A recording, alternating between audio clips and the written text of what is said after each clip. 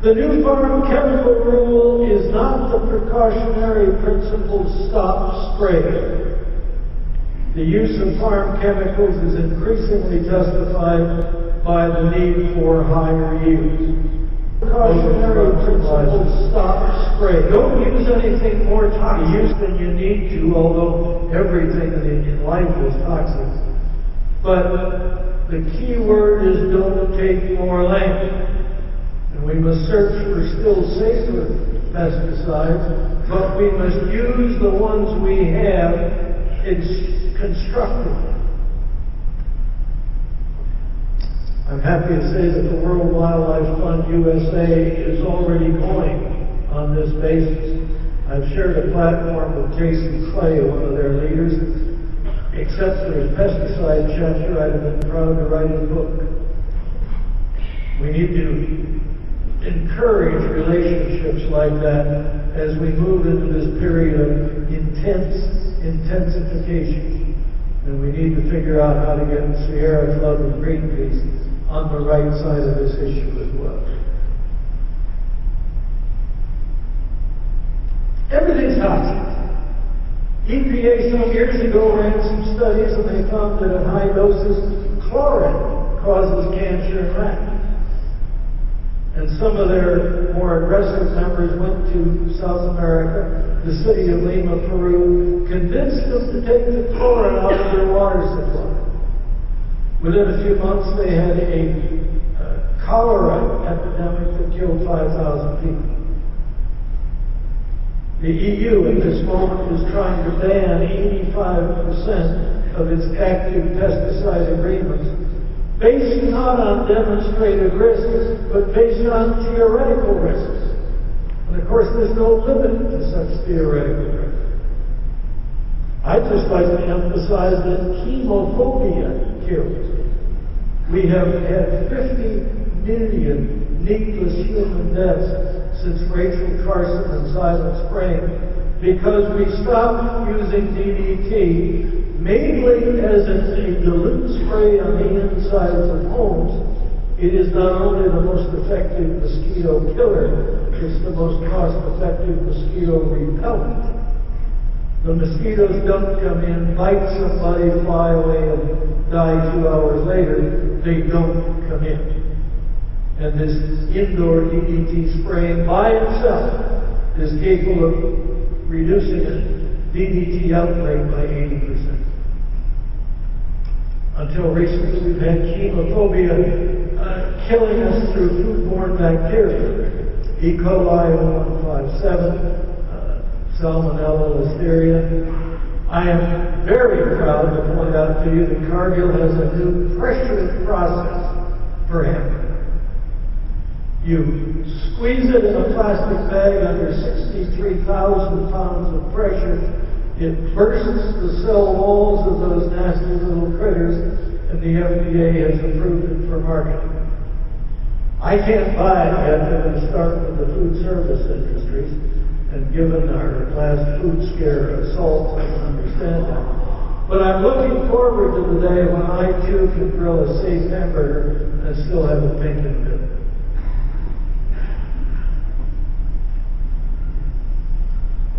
There will be, in this future, no room for organic farming. Land will be too bad. The yields on organic are only 50 or 60% of the conventional yields.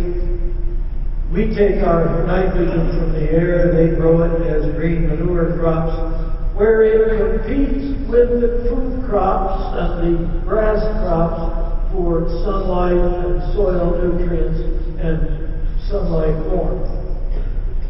There was a paper put out in 2007 by the University of Michigan. Remember, I went to Michigan State. Basically, the title was Organic Farming Can Feed the World. And they presumably calculated carefully all of the farming resources on the planet and said, well, there was plenty of room to grow all this stuff using green manure for the nitrogen source. As it happened, they made a small error in their calculations. They had overstated the green manure contribution to nitrogen by threefold. The difference between their calculations and reality would be hunger, famine, malnutrition, probably riots, and maybe even food wars. Right now, Africa risks becoming the biggest dust bowl in human history. They don't have any nitrogen fertilizer. They don't produce any. It's too expensive to get it there. And they've shortened the traditional bush fallows from 15 or 20 years to 3 or 4 years. It is not sustainable, and it won't be sustaining. Fortunately, the OECD countries recently pledged $20 billion to finance subsidies for fertilizer and improved seeds in 10 African countries. This worked in China, it worked in India to jumpstart the Green Revolution process.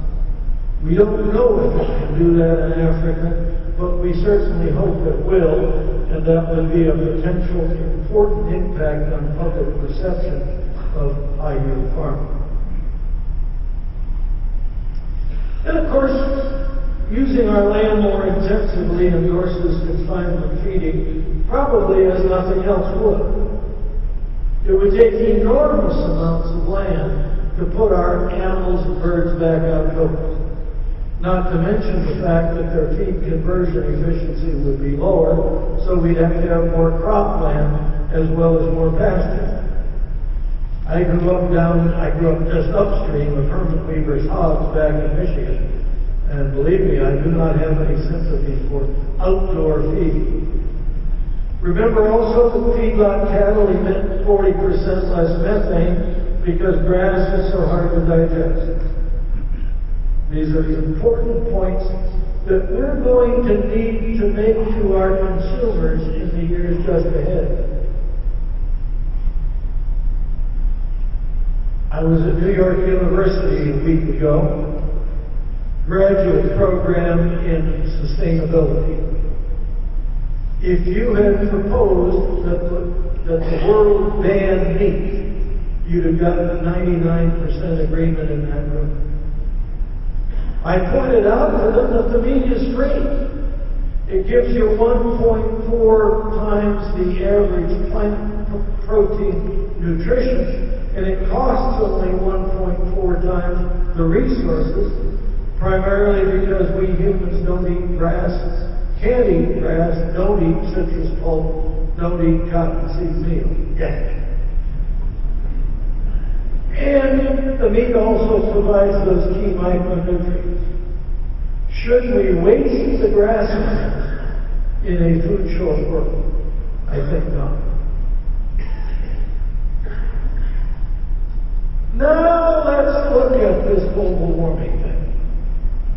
As I said, 0.2 of a degree warming over 70 years. No warming for the past 15 years. The California State climatologist in 1992 separated his counties into urban, suburban, and rural, found a strong trend in the urban counties of 3.15 degrees Fahrenheit warming per century. The rural areas had no warming at all. Illinois has found the same thing. New Zealand has found the same thing. Is it possible that urban heat islands have jacked up even that 0.2 by 40%? You know the consensus view. CO2 is going to kill us all. It's going to parboil the planet, destroy all of our wildlife, melt polar ice, raise the sea levels by 14 feet, all of that. But we've had no runaway warning. The higher levels of CO2 in the atmosphere act like fertilizer for plants, including your grassland. And it helps the plants use their water resources more efficiently. Down in the tropics, the temperatures won't rise at all. So if you're worried about people living on rice, they'll be growing it in a place where the temperatures won't change much. What will change is the tropic rain belts. This is something you'll need to keep a careful eye on, because between a global warming and a global cooling, they move back and forth 500 miles north and south. The Mexican deserts can come to California and possibly to South Texas. The good thing is that we're increasingly getting drought-tolerant varieties, and my suggestion is that we should focus our research resources much more heavily on drought tolerance even than we are doing today. All right, this is my favorite piece of evidence. In the first century in England, the Romans grew wine grapes. Then we had the Dark Ages from 600 to 900 to 950 AD. It was too cold for wine grapes in Britain, and the Romans left.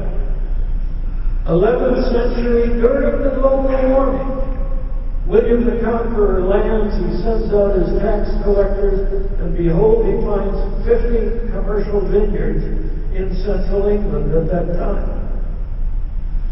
And then we got hit by the little ice age, very sharp cold period, no grapes in England. Only since 1950 have they been able to grow wine grapes again, and only 2 good years out of 10. But are we thinking cycles now? We're thinking about a long, moderate cycle discovered by a couple of guys named Dansgaard and Oshner in the Greenland ice cores in 1984. Now that's pretty recent. It's about the same year that the UN started organizing the Intergovernmental Panel on Climate Change. We had expected in the ice cores to see the 100,000-year ice age cycle, and we did. We had not expected to see this little moderate 2 to 4 degree kink in the temperature record every 700 years or so. But it was there.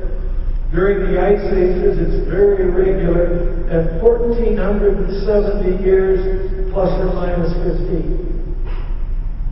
We've also found that since then in seabed sediments worldwide, it shows up in the abundance and species of the plant, phytoplankton microfossils.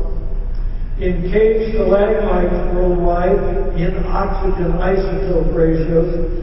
And the North American pollen database shows 9 complete reorganizations of our trees and plants over the last 14,000 years in a 1,500-year record. Pretty powerful evidence and global.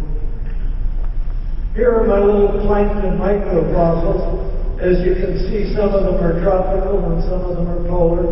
It takes an electron microscope to count them, but they're very revealing. These are the climate swings of the past 12,000 years. My little lady will go that far? I guess not. Okay, look over there on the right, the modern end, you see our modern warming. Then you see the medieval warm period, the Roman warming, 2 big warmings before that, and just understand that we have a seabed sediment core now that goes back over 1 million years, and this 1,500-year climate cycle runs all the way through.